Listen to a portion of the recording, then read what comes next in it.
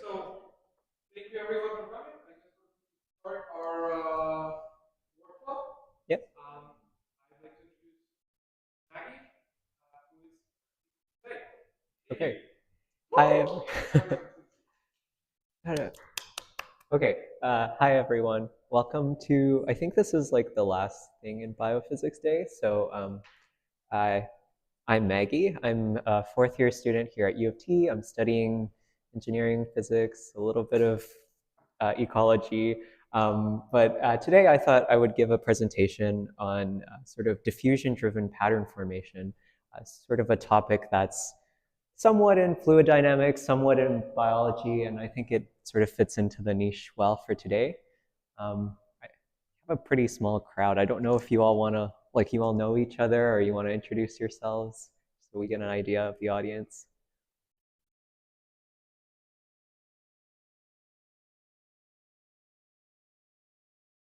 Nice to meet you.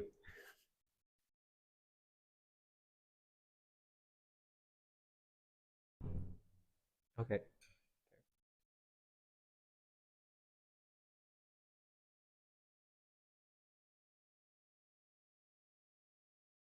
Okay, nice. So somewhat relevant.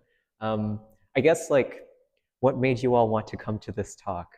Was it just because you had nowhere else to be, or was there something about the topic that interested you? You don't have to answer. No pressure. Okay. Do you know what? I'm in the same boat because I'm skipping my StatMech lecture for this right now. So yeah. Okay. So today, I'll give you sort of an overview of this talk. Um, There's not a lot of statistics in it, so that's good. But in general, we're looking at this idea of, I guess, morphogenesis. So how do, well, the motivating question for this talk is how do babies develop? Starting off from a flat, I guess, plate of cells, or in our case, we'll be looking at a ring of cells, and how do the presence and dynamics, so connecting the physics aspects of these morphogens, which are chemicals, influence the future development of what will eventually be a fetus. So we're doing some very, very, very, first high-level approximations, as physicists like to do. And so like the talk today will sort of cover these three aspects. We'll sort of look at what patterns are in nature, sort of formulate our motivating question there, and then look at a quick little dirty mathematical model for that, which consists of chemical reaction dynamics, dynamic dynamics, so the movement of these chemicals. And then finally, we'll look at some tools that we can use to analyze this model. And then we'll summarize with current research if you're interested in that kind of stuff. Cool. So let's start off. Our motivating question is really patterns. So what sort of brought me into this area of physics is I like looking at patterns and I like taking walks in nature, and a lot of patterns emerge. So I just put some examples of patterns here. Actually, it was interesting. I made this presentation like last fall, and then I took a course on groups and symmetries. Has anyone taken that course? 301? No? Okay. Well, anyways, they had a slideshow with almost the same exact pictures, but for the last lecture. So, you can see there's some different types of symmetries that we can observe, maybe symmetric about an axis. We have radial symmetry, things like that. Does anyone have any favorite patterns? Okay, tough crowd, no worries. Yeah, straight lines. Yeah, those are easy. I also wanted to point out patterns that occur naturally on animals. So more of this biological context. This is actually, well, my pet cat, like 5 years ago. So she's a tabby, and you can see the sort of spots on her belly, which over time have sort of merged into lines. So we know this phenomenon is sort of like transient as animals age. Don't ask me about the biology of that, but I just know that it does develop over time. And on your right there, that's I guess, screenshot from James Murray's textbook. Has anyone read mathematical biology? Okay, so the cover is actually a leopard, but basically the idea is he writes down a similar diffusion model to predict the different types of patterns we can see on leopards. And the interesting thing about these tails is you see a sort of gradient in the pattern developing, and there's sort of boundary conditions affecting that development. So, things for us to think about in terms of a continuum dynamical model. Someone's banging to get in. Okay, so I guess to start off with our sort of motivation for this, still in the biological realm of things, we have to define some quantities of interest. So I'll start off with a morphogen. Has anyone heard of morphogens? Yeah? Okay, so for the purposes of this talk, a morphogen is just a molecule. We'll just think of it as some particle, more or less, whose presence and concentration determines the development of a cell. So it's a general category of, I guess, molecules. We have some examples here, pigmentation.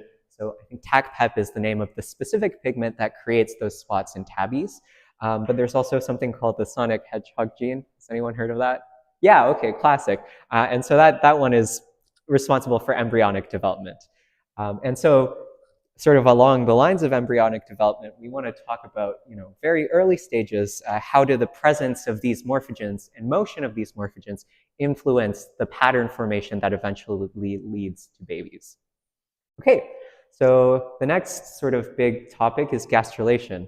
You all heard of gastrulation? Yeah, okay, so this is well into your realm. I think this is farther along in the process of gastrulation, so we'll start pre this, even before we have this hemisphere, and we just have a flat thing of cells. How does that sort of develop lobes or 3D structure? And so really our motivating question is sort of modeling this process from a very, very early perspective. And in sort of formulating that question, we want to look at gastrulation from a steady state. So has everyone heard of the term steady state? Kind of? Does anyone want to volunteer an answer for what they think steady state means?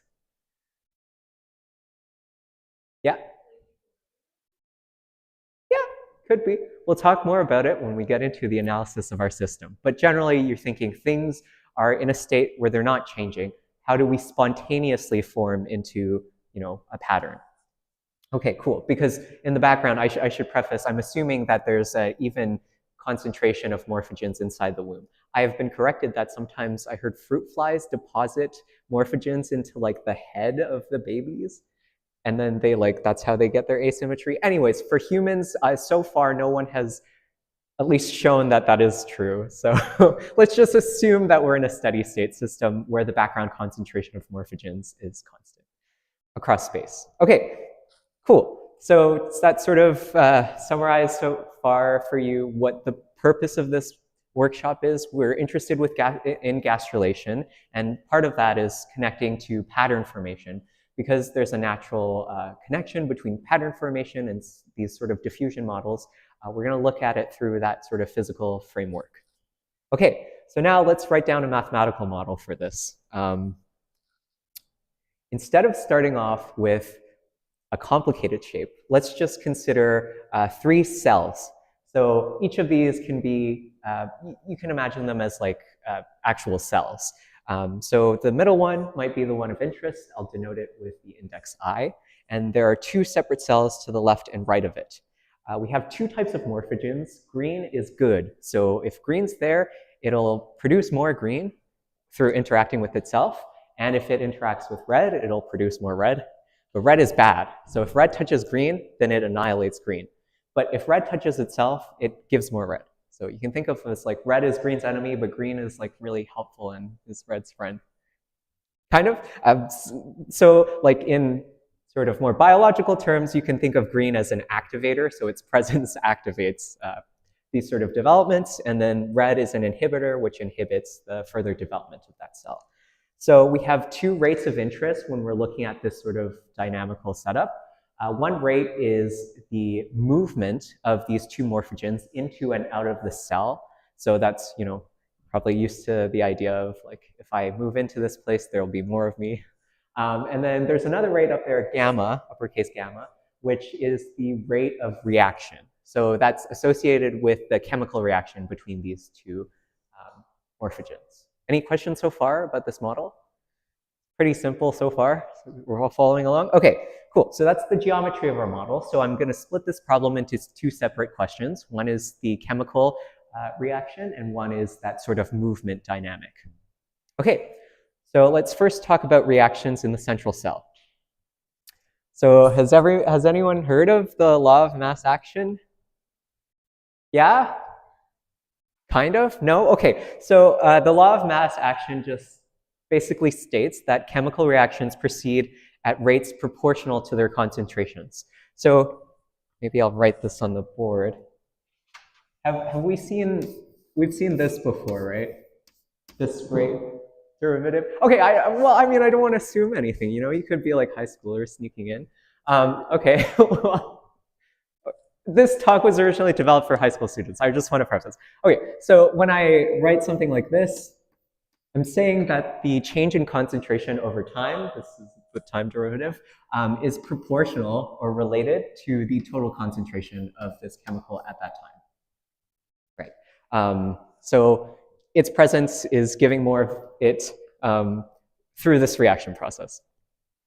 Okay, cool. Is that clear to everyone? Sort of makes sense? Okay, so this is where I talk about rates and gradients, but if everyone's familiar with that, we'll just leave it at that. So this denotes a change in concentration over time, and then if I write this over my spatial coordinate, which is for some reason also x, this is a gradient. So it's a change in concentration over spatial dimensions. Cool, so now that that's clear, we can sort of write our law of mass action ambiguously now as a function of x and y. So if x is our concentration of green particles or our activators, then we can say the rate or the time change in our activators are a function of both activator and inhibitor concentrations at that time. I'm not giving you what the functions are. I'm just going to say that they're general functions of both of them. Okay, clear? Cool. I was not expecting third-year students, so this is good. Okay, so now we sort of describe the chemical reaction rates in the central cell. We haven't prescribed them, but we'll do that when we talk about specific systems. In general, we've just written them as functions of both concentrations. And so now, in order to sort of close that system, we want to know what the concentrations are, which sort of relates to the amount of activators and inhibitors moving in and out of that central cell. So in red there are the rates of movement. I guess since you're all already in second and third year, do you want to take a gander at what you would write that rate as? Like, how would you model that if you wanted to? Yeah, okay, that's fine. Okay, that's fine. We'll talk about that. So I'm sure you've already heard of it, but let's just talk about the second piece now, which is dynamics feeding the center cell. So now we're talking about the movement of the chemicals.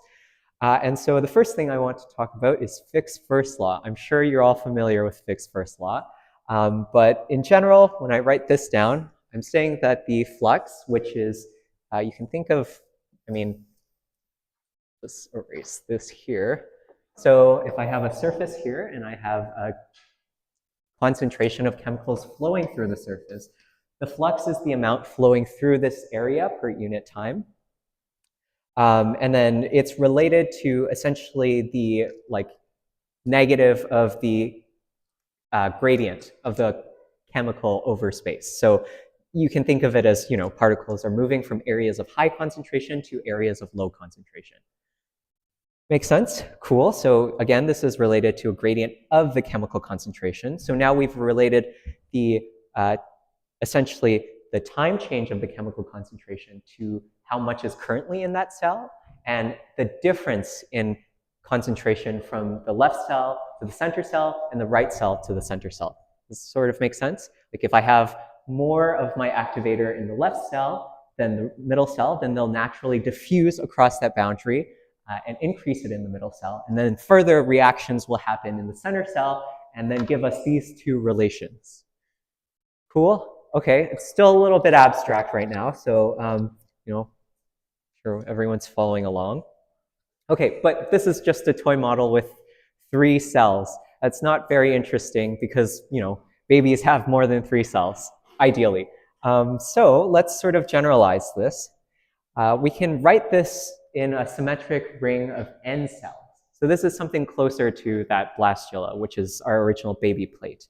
You might have noticed before we had general indices I, so you just have to write the same set of equations for 2n times, 2 for x and y concentrations of inhibitor and activator.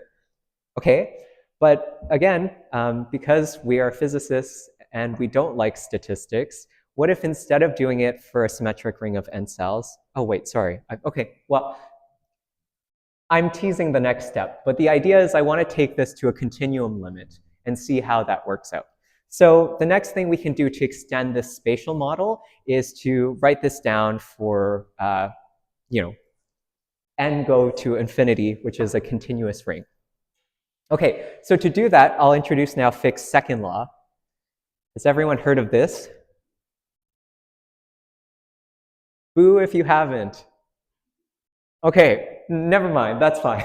Okay, so before we talked about the idea of flux, so this is J moving through a control surface. So if I have a concentration, wow, sorry. If I have a concentration gradient, you can think of as like, this is my activator and this is space.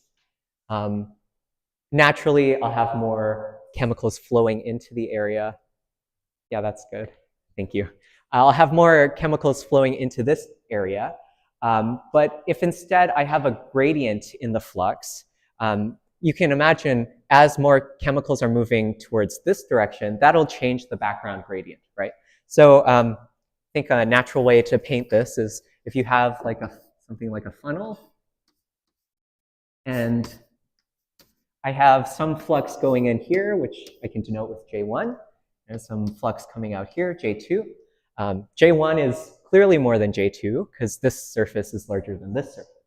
So if I have a gradient in the flux, meaning less is coming out than going in, then I'll have a buildup over here in my concentration gradient. That's pretty intuitive. So what I've written down here in terms of partial derivatives is just the change in concentration of x over time. So you can think of x as being in here is sort of negatively related to the gradient in flux. So if the gradient in flux is going down, then I will have more concentration here over time. And so again, we can plug in our previous relation for flux. If you remember, that was just the negative of the spatial derivative of my concentration. And if we write that together, we'll get this final equation, which means that the concentration of our morphogen over time at a specific location is equal to its concavity over space. So the gradient of its gradient. Has anyone seen this equation or something similar before? No? Has anyone, you've seen these sort of like weird looking Ds before though? Okay, partial derivative. Oh, I want to make sure. Okay, so yeah. Has anyone heard of the heat equation? Okay, so very similar. Okay, so anyways, it's a diffusion process. And so that's what we're saying is that essentially chemicals will naturally diffuse across these boundaries. All right, so now I've written this down for x, and x is a continuum value now. So instead of writing it for I cell, I can write it over a range of x. So what next I'm going to do is write it over a ring, which is now in polar coordinates. So instead of x, you can think of theta as our continuous parameter denoting space. So if I want to know where my chemical concentration is at here, for instance, I'll just have to say theta equals, I don't know, negative pi over 2. At some time, I can calculate my chemical concentration given by this relation, which is a function of their reaction rates, so both the concentration of the activator and the inhibitor, as well as how quickly they can move, which is this diffusion constant related to their sort of gradients over that ring. Okay, make sense? Okay, this is looking pretty, I guess, conceptual so far, but we have an idea of basically we're describing these two processes and we know the time change of it. So, okay, now we sort of want to say, so what? You know, we have a ring of cells, we know how they change over time, but how do we go about analyzing this model and connecting it back to our original question, right? We have a ring of cells at initial steady state, so there's no concentration gradient in the background. So how does it develop? Anyone have any ideas?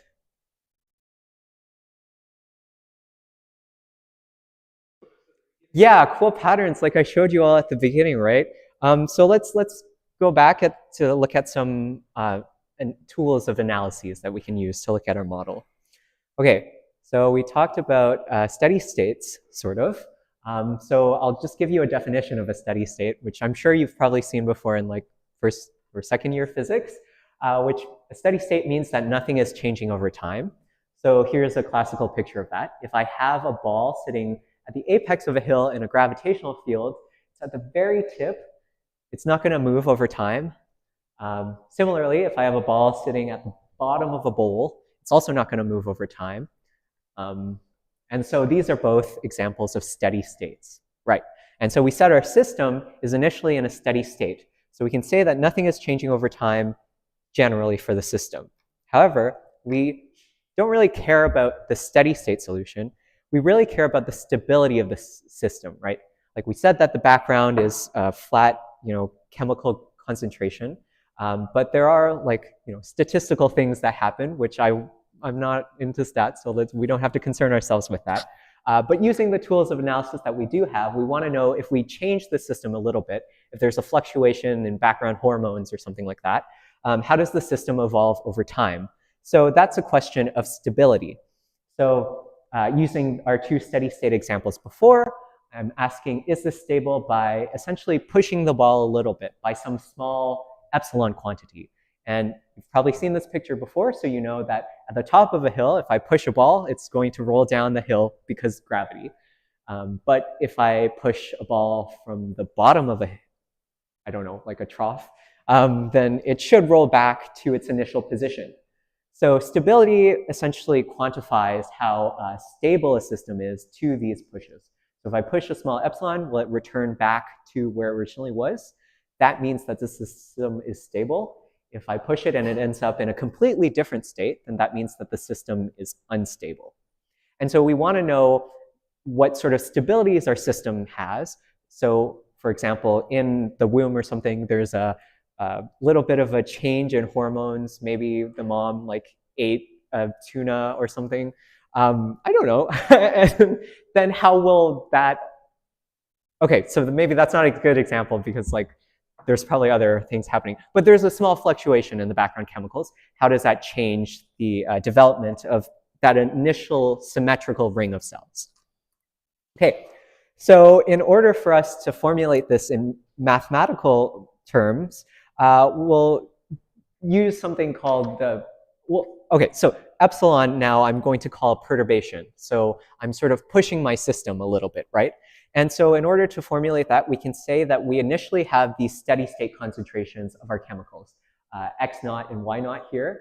And then my little push will be a small X epsilon and Y epsilon. So I'm changing the concentration of my inhibitor and my activator by just a little bit. And because of that, I can say that it's linear. Are people comfortable with that? Have you seen linearization before? Sort of. So if I give you a function that looks, if I have some crazy function like this, right? And I don't really know the closed form of it. And I want to know how it behaves around this point. Very close to that point, I take the derivative, right? And so that's what linearization is. I'm just saying near this point, which is our equilibrium, let's just say X naught, I am going to perturb it a little bit that way and that way. And so the difference will be X epsilon and Y epsilon.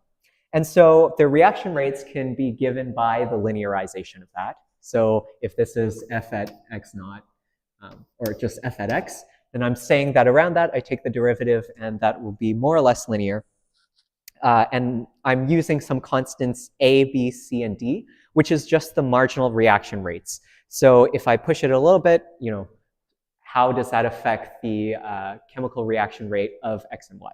And so if you remember, F is dx, the concentration of our activator over time, and G is the changing concentration of our inhibitor over time.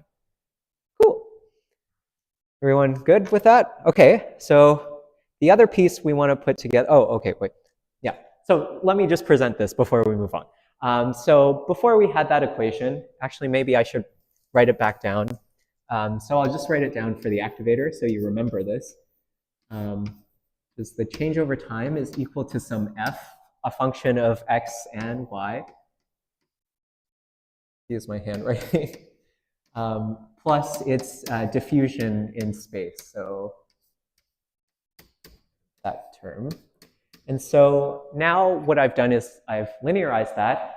So f is now a x epsilon, b y epsilon, and then same for y. And again, left-hand side is a rate. It's a function of the concentration and the diffusion. Same thing as before. Cool. And so before we get into the final steps of putting this together, I also sort of want to talk about linear functions. You probably already know this, but linear functions are really good because you can just add them up and get more solutions. Is everyone familiar with that idea? Yeah, superposition? Okay, so yeah, essentially if I can find one solution for x epsilon, which now I'm sort of looking at the evolution of this like perturbation, right? I'm not looking at the evolution of x as a whole, then I can essentially apply these linear transformations for any sort of constants, and that'll solve the same system. So this is a concept that you'll use to, well, we'll use to solve the set of partial differential equations. Okay, and the other thing is exponential functions, which I'm sure biology students are very well familiar with, exists. And the two important things about exponential functions is that they grow super fast, and if you take the derivative, it gives itself. So it feeds back into our linear equations very well. In fact, most of the solutions that you get to these linear differential equations will be in an exponential form. Cool. Okay, so let's go back to our original, oh, well, I didn't write it here, but just imagine that this is a linear term. Then I'll tell you that these are the general solutions to those two PDEs. Can you sort of intuit why? I mean, if we take the derivative of that, the alpha will just pop out front and it'll be the same thing. So it should solve x dt is equal to something x. And another thing is, well, maybe I'll use this side of the board. But we've sort of generalized this. So the coefficients up there can be anything, including complex values. Has everyone seen this before? This identity, e to the I theta? Okay, cool. So you know then that because this is a general solution to our two equations above, we can get solutions that, well, if I just do this in x, you know that e to the I theta for different values can either be like an exponential function. So if my theta is purely imaginary, then e to the I theta will be purely real, right? So I can have an exponentially decaying function. I can have a sinusoidal function. So if that term is purely real, then I might have something that looks like this. Or I can have something that's a mix. So if it has some real part and some imaginary part, I'll get some exponentially attenuating function like this. Right. Okay, this makes sense. Can you visualize this on a circle? So in that case, if we start theta is equal to 0 here, you can imagine that if my concentration is just attenuating as I go along in the circle, I'll have something that looks like this, right? So, you know, that doesn't really look like a baby. If I have a sinusoidal function, depending on the, I guess, the coefficients up there, I'll have a certain number of lobes, right? Something that looks like this. We're sort of following along. And then if I have something that's exponentially attenuating, then I'll have an asymmetry in these lobes. So, okay. Well, we saw some flowers that looked like this earlier on, right? That's kind of neat. Well, whatever. But essentially, the idea is, depending on the value of alpha, if it's purely real, if it's purely imaginary, or if it's a mix of both, we can get different values that come out of this. Okay, so that's just for one chemical. But we have two chemicals that are changing in time. So the next thing we have to see is, what does that coefficient p really do? Okay, so I told you before that linear functions, you can add them up and get more, I guess, solutions. So these are the most general forms of the solutions. And I guess we don't have to go through the details of this, but essentially PS and PS prime are the coefficients that now multiply in time. So how these patterns change in time will be governed by essentially whether these are real or imaginary, right? Because you have this term here. But let me remind you that dx and dy are the diffusion constants. So you can think of them as the speeds of the inhibitors and the activators. A was how much the concentration of the activator basically created more activators. D is how much the inhibitor destroyed those activators. And then B and C are the cross terms. Right. Okay. So if we sort of look at these equations, we can simplify the last two. And if you take x epsilon, which is approximately that if we look at just one solution to it in space, then we can write out the coefficients that we have to match for our original set of equations. And you can think of it like this. So on the right there is B, which is our cross term, inhibition, essentially how much of our concentration of our inhibitor influences the concentration of our activator. So B should be negative because it's killing the green, if you remember, right? So the right-hand side there has to be negative, which means that our activation rate has to be, everything here essentially has to be negative to balance that out, which means that our activator or our activation has to be higher than the diffusion rate in order to balance that. Okay, so you can kind of think of it as like, a game of catch up. We have some inhibitors here that are negative and killing our activators. We need our activators in time to react faster than they diffuse away. And so you're essentially producing that balance for every single cell or continuously through that ring. So this is the temporal picture. It's a lot harder to intuit this, but instead of intuiting that, we can, okay, I'll show you some pictures soon. One last thing is that I asked you, or I posed this question originally of stability. And I showed you this equation back here, which shows you how the time evolution of these small pushes essentially develop. And so if PS and PS prime are imaginary or have some imaginary component, does anyone know what happens if I have if you recall, that's sort of this sinusoidal picture, right? Like over time, if I have e to the I theta and theta is real, then this will give me a purely sinusoidal function. So in time, my concentrations will be in flux. So you'll see activators and inhibitors dominating the region differentially. If it's real, then you'll have one it'll skew towards either activators or inhibitors dominating that region. And so that's sort of what this says. If our discriminant of that linear or the quadratic equation we solved previously is positive, then sort of unstable solutions exist where one morphogen will dominate the region. Otherwise, we'll have sinusoidal cases that develop transiently. So the timescale of these, because we didn't actually parameterize our model, it's hard to say, but in the example I gave you earlier of my pet cat, there are transient solutions, which is good to know. Okay, so we put a lot of math together. So we talked about the patterns that can exist spatially, the patterns that can exist temporally. Let's look at some, okay. So I knew that this might not work, so I put this in a PowerPoint slide as well. Let me just share my screen again. So I made a simulation to show you the sort of different regimes that we can get out of this. So let me just share. I think this is the right screen. Okay.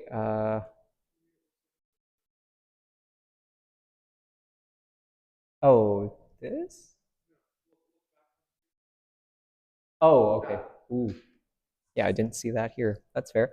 Okay, cool. So let's move this. Okay, so here's some videos. So I've solved this numerically in a square. Oh, okay, got to go through all our slides. Oh, that's the presenter view.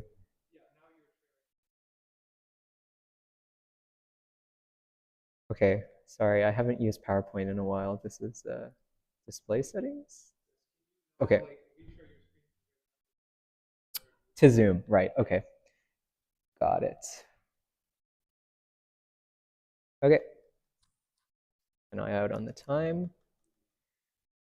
Okay, we already saw all these slides. Nice, nice, nice. Okay, so here are the fun videos. So I've started, oh, they're already kind of playing. So I've solved the two set of equations that we have that are continuous in space on a square domain, which is different than what we set up initially. But these essentially are parameterized for different values of dx and dy. So the diffusion of the activator and the inhibitor. So the activator is in yellow and the inhibitor is blue. And for different values of a and b. And you can see these different regimes of solutions exist. So the first one would be our sort of unsteady state where we have domination of the activator over time, but it's in a spatially like sort of, so I guess you could think of it as the limit as A is a lot larger than D. So the activator activates itself a lot larger than the inhibitor. So it fully dominates that central region, which is symmetrical, and it grows out in a symmetrical shape. And then along these ones, you sort of get instabilities. If we play it a lot smaller, you can see that it is symmetrical within our domain, but because of the differential ways in which like that, so the complex P term, you have areas where the inhibitor dominates and areas where the activator dominates. So the balance is very close in these cases. Yeah, and so like if you see this pattern, it's sort of similar. If you've seen like Maboo pufferfish. Anyways, so that's all I wanted to share in terms of the actual math. And then, okay, well, I'm just sharing these again. But to summarize, like what did we do in this talk? We sort of wanted to know how babies fold, but we answered somewhat of a more fundamental question about how activator and inhibitor systems develop these patterns in one-dimensional space, so just around a ring. So we wrote down a model for that, which included the dynamics of our morphogens, both spatially and temporally. And then we expressed these rates, gradients, and reactions with our mathematical tools. We learned about stability. We asked a question about stability by linearizing the problem. And then we looked at the sort of different cases that could exist depending on the setup of our system. So the diffusion constants and the rate constants. And then we watched those like computational simulations that I made. Just keeping an eye out on time. Okay, and then so ongoing similar diffusion models are used a lot of the times in, I guess, math bio places, I think. And so like Fisher equation, might have heard of that. I'm working with that now. But otherwise, they use it in a lot of like, you heard of like, when people take LSD and they see those like fun patterns. If you read, I think, James Murray's textbook, but the second volume of it, he does a derivation of how like the neurons, I didn't actually read it, but there is some like related to how, how the chemicals diffuse across, I guess, like neuron firing. Yeah. So that's a similar model to this. Yeah. Whew. And then finally, references. That's the talk. Thank you. Any questions, comments, suggestions for next time? Yeah.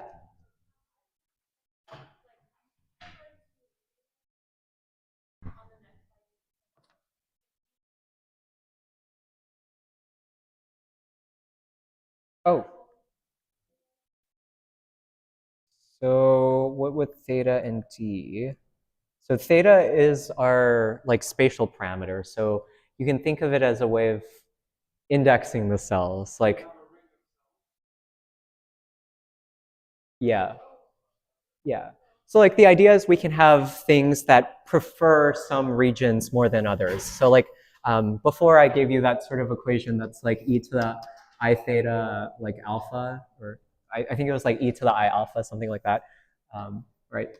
So like if you e to the I alpha theta, and then if I have theta as my, where I am along this ring, so you can think of theta as equal to 0 here, and it makes 2 pi. Oh, sorry. Okay, I'll just unclip this so it's not as loud. So you can think of it as like if alpha is a complex number that has both a real and imaginary part. So if I take alpha to be like a plus ib, then I can write this as like e to the b, e to the IA theta. Sort of familiar with this? Yeah. So then this is like, well, I'm taking b to be less than 0 typically. So that's like an exponentially attenuating function around the ring. So the idea is you can have spatial inhomogeneity. I learned how to say that recently. So like the idea is if you have, you can imagine that this is our x-axis. It's a sinusoidal pattern that sort of dies down as we go along the ring. And then it kind of like that. And if we go back to the first slide, a lot of slides ago, you can see some sort of shapes have that, like I guess this thing that, well, it's supposed to look like a bee. So I think the flower did a lot, it worked a lot harder to evolutionarily develop to where it is. But if it was trying at first stage, it might try this. Does that answer the question? And then D is the diffusion rate. So that sort of more has to do with, I guess, like the chemical itself and how easily it moves across these boundaries. Again, this model is very like not concerned with biological details of like having, protein gates, things like that. It's sort of just saying, I can model chemicals or molecules as moving in bulk across this space. So that diffusion will relate to how big the molecule is, chemical potential, things like that. Yeah, no worries. Any other questions, comments, suggestions? No? Okay. Thanks, everyone. Yay. Happy end of Biophys Day.